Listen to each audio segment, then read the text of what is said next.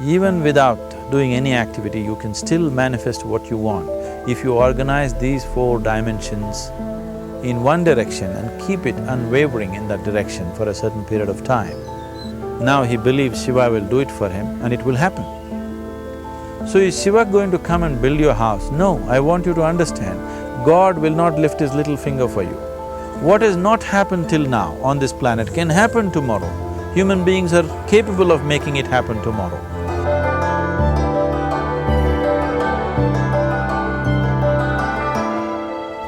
Everything we as human beings have created on this planet was essentially first created in our minds. All that you see, which is human work on this planet, first found expression in the mind, then it got manifested in the outside world. The wonderful things that we have done on this planet and the horrible things that we have done on this planet, both have come from the human mind. So if we are concerned as to what we create in this world, it's extremely important that first of all we learn to create the right things in our mind. How we keep our minds?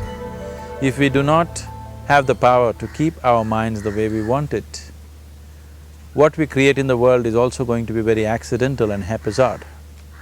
So learning to create our minds the way we want is the basis of creating the world the way we want. There is a wonderful story in the yogic lore. On a certain day, a man took a walk. He went for a long walk. Accidentally, unawares, he walked into paradise. Fortunate, isn't he? He just took a walk and he landed up in paradise.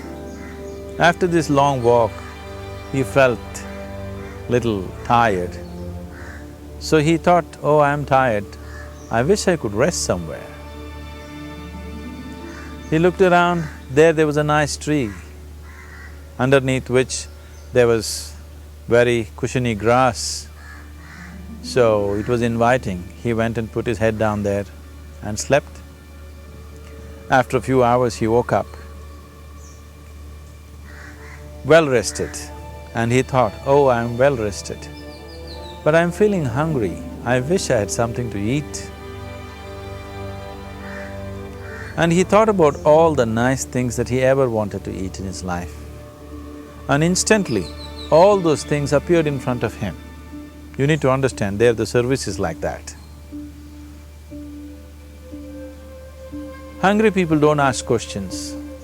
Food came and he ate. Stomach became full. Then he thought, oh, my stomach is full, I wish I had something to drink. All the nice things that he ever wanted to drink, he thought about it and all of them just appeared in front of him. Drinking people also don't ask questions, so he drank. Now with a little bit of alcohol in him, you know Charles Darwin told you, all of you are monkeys, your tail fell away. Not me, Charles Darwin told you that you were all monkeys and your tail fell away and then you became human. Yes, definitely the tail fell away. But the monkey, in yoga, we always refer to an unestablished mind as markata, which means a monkey. Why we are referring to the mind as a monkey is, what are the qualities of a monkey? One thing about a monkey is, it's unnecessary movement. And another thing about the monkey is, if I say you're monkeying somebody, what does it mean? Imitation. Monkey and imitation have become synonymous. So these two essential qualities of a monkey are very much the qualities of an unestablished mind. Unnecessary movement, you don't have to learn it from the monkey, you can teach it to the monkey. And imitation is full-time job of the mind. So when these two qualities are on, a mind is referred to as a monkey. So this monkey became active within him. He just looked around, thought, what the hell is happening here? I asked for food, food came. I asked for drink, drink came. There must be ghosts around here. and ghosts came.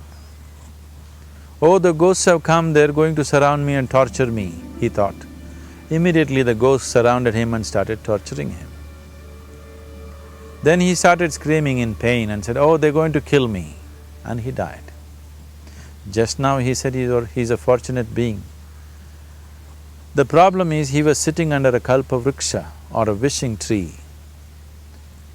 He asked for food, food came, he asked for drink, drink came, he asked for ghost, ghost came, he asked for torture, torture came, he asked for death, death happened. Now don't go looking for these kalpa vrikshas in the forest. You can barely find a tree these days. A well-established mind, a mind which is in a state of samyukti, is referred to as a kalpa vriksha. If you organize your mind to a certain level of organization, it in turn organizes the whole system. Your body, your emotion, your energies, everything gets organized in that direction. Once all these four dimensions of you, your physical body, your mind, your emotion and the fundamental life energies are organized in one direction, once you are like this, anything that you wish happens without even lifting a little finger actually.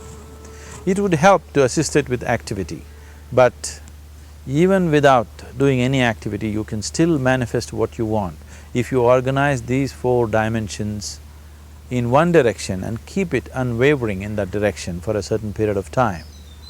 Right now the problem with your mind is, every moment it is changing its direction. It is like you want to travel somewhere and every 2 steps if you keep changing your direction, the question of you reaching the destination is very remote unless it happens by chance. So, organizing our minds and in turn organizing the whole system and these four basic dimensions of who you are right now in one direction, if you do this, you are a kalpavruksha yourself. Anything that you wish will happen. But right now, if you look at your lives, everything that you have wished for till now, if it happens, you have finished. Everything and everybody that you have desired for, if all of that lands up in your house today, could you live with that? Once we're empowered like this, it's very important that our physical action, emotional action, mental action and energy actions are controlled and properly directed. If it is not so, we become destructive, self-destructive. Right now, that is our problem. The technology, which is supposed to make our life beautiful and easy, has become the source of all the problem that we are destroying the very basis of our life, which is the planet.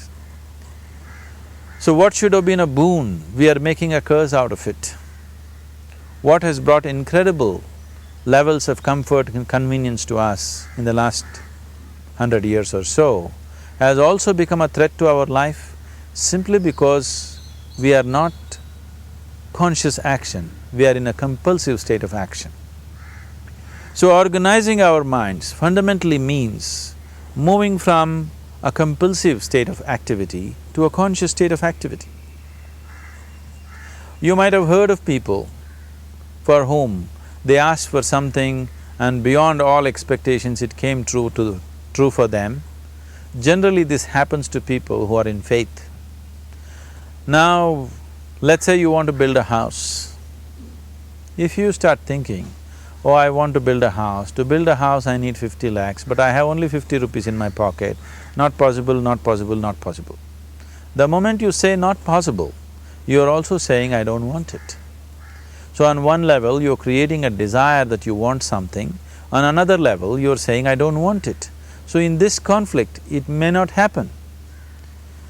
Someone who has some faith in a god or in a temple or whatever, who is simple-minded, faith works only for those people who are simple-minded. Thinking people, people who are too much thinking, for them it never works. A childlike person who has a simple faith in his god or his temple or whatever, he goes to the temple and says, Shiva, I want a house. I don't know how, you must make it for me. Now in his mind there are no negative thoughts. Will it happen? Will it not happen? Is it possible? Is it not possible? These things are completely removed by this simple act of faith. Now he believes Shiva will do it for him and it will happen. So is Shiva going to come and build your house? No, I want you to understand, God will not lift his little finger for you. What you refer to as God is the source of creation. As a creator, he has done a phenomenal job, there's no question about it. Could you think of a better creation than this? Is it in anybody's imagination to think anything better than what is there right now? So as a creator, he has done his job wonderfully well. But if you want life to happen the way you want it, because right now, the very crux of your happiness and your well-being is this. If at all if you're unhappy, the only and only reason why you're unhappy is life is not happening the way you think it should happen. That's all it is. So if life is not happening the way you think it should happen, you're unhappy. If life happens the way you think it should happen, you are happy. It's as simple as that. So if life has to happen the way you think it should happen, first of all, how you think, with how much focus you think, how much stability is there in your thought, and how much reverberance is there in the thought process will determine whether your thought will become a reality or is it just an empty thought. Or how you do not create any impediments for your thought by creating negative thought process. This possible is something possible or not possible, is destroying humanity. What is possible and not possible is not your business, it's nature's business. Your business is just to strive for what you want. Right now you're sitting here, if I ask you two simple questions, I want you to just look at this and answer this. Right now from where you're sitting, can you just fly off? You say no. Right now from where you're sitting, can you get up and walk? You'll say yes. What is the basis of this? Why you say no to flying and yes to walking? Because past experience of life, many times you've gotten up and walked, never did you fly off. Or in other words, you're using the past experience of life as a basis for deciding whether something is possible or not possible. Or in other words, you have decided that what has not happened till now cannot happen in your life in future. This is a disgrace to humanity and the human spirit. What has not happened till now on this planet can happen tomorrow. Human beings are capable of making it happen tomorrow. So what is possible and what is not possible is not your business. That is nature's business. Nature will decide that. You just see what is it that you really want and strive for that. And if your thought is created in a powerful way, without any negativity, without any negative thoughts bringing down the intensity of the thought process, the first and foremost thing is you must be clear what is it that you really want. If you do not know what you want, the question of creating it doesn't arise. If you look at what you really want, what every human being wants is, he wants to live joyfully, he wants to live peacefully. In terms of its relationships, he wants it to be loving and affectionate. Or in other words, all that any human being is seeking for is pleasantness within himself, pleasantness around him. This pleasantness, if it happens in our body, we call this health and pleasure. If it happens in our mind, we call this peace and joy. If it happens in our emotion, we call this love and compassion. If it happens in our energy, we call this blissfulness and ecstasy. This is all that a human being is looking for. Whether he is going to his office to work, he wants to make money, build a career, build a family, he sits in the bar, sits in the temple, he is still looking for the same thing. Pleasantness within, pleasantness around. If this is what we want to create, I think it's time we addressed it directly and commit ourselves to creating it. So you want to create yourself as a peaceful human being, joyful human being, loving human being, a pleasant human being on all levels. And do you also want a world like this? A peaceful world, a loving world, a joyful world? No, I want greenery, I want food. When we say a joyful world, that means everything that you want has happened. So this is all that you're looking for. So all that you need to do is commit yourself to creating it, to create a peaceful, joyful and loving world, both for yourself and everybody around you. Every day in the morning, if you start your day with this simple thought in your mind, that today, wherever I go, I will create a peaceful, loving and joyful world. If you fall down 100 times in the day, what does it matter? For a committed man, there is no such thing as failure. If you fall down 100 times, 100 lessons to be learnt. If you commit yourself like this to creating what you really care for, now your mind gets organized. Once your mind gets organized, the way you think is the way you feel, your emotion will get organized. Once your thought and emotion is organized, your energies will get organized in the same direction. Once your thought, emotion and energies are organized, your very body will get organized. Once all these four are organized in one direction, your ability to create and manifest what you want is phenomenal. You are the creator in many ways. That which is the source of creation is functioning within you every moment of your life. It is just that, have you kept access to that dimension or not? Organizing the four basic elements of your life will give you that access. There are tools and technologies to do this.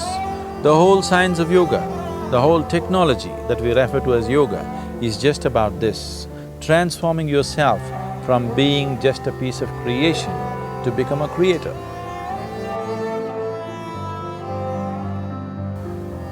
It is my wish and my blessing that every human being in this world should have this access to the source of creation within himself so that he can function here as a creator, not just as a piece of creation.